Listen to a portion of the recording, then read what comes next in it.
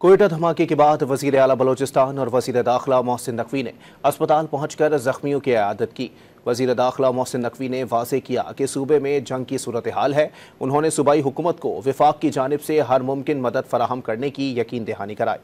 वजीर आला बलोचिस्तान सरफराज भुगटी ने दहशतगर्दों को कैफरे किरदार तक पहुँचाने का अज़्म ज़ाहिर किया।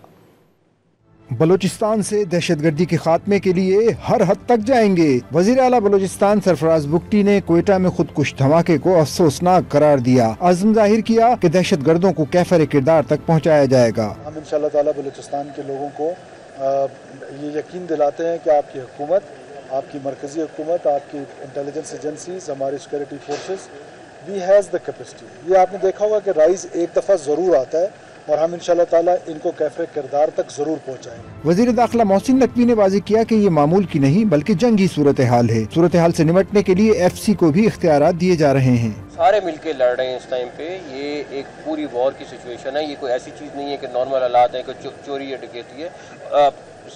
बलूचिस्तान की गवर्नमेंट जो लीड ले रही है इसको, अपने वो सिर्फ पुलिस वालों को हर तरीके से बेहतरीन फैसिलिटी नहीं दे रही, बाकी जगहों पे अब हम FC को एम्पावर कर रहे हैं। इससे कबल वजीर आला सरफराज भुगटी और वजीर दाखिला मोहसिन नकवी ने सिविल अस्पताल में जख्मियों की इयादत की। रेलवे स्टेशन धमाके में जाँ बहक होने वाले अफराद की नमाज जनाजा भी अदा कर दी गई, जिसमें वजीर दाखिला मोहसिन नकवी, वजीर आला सरफराज भुगटी समेत सिविल और अस्करी हुक्काम ने शिरकत की।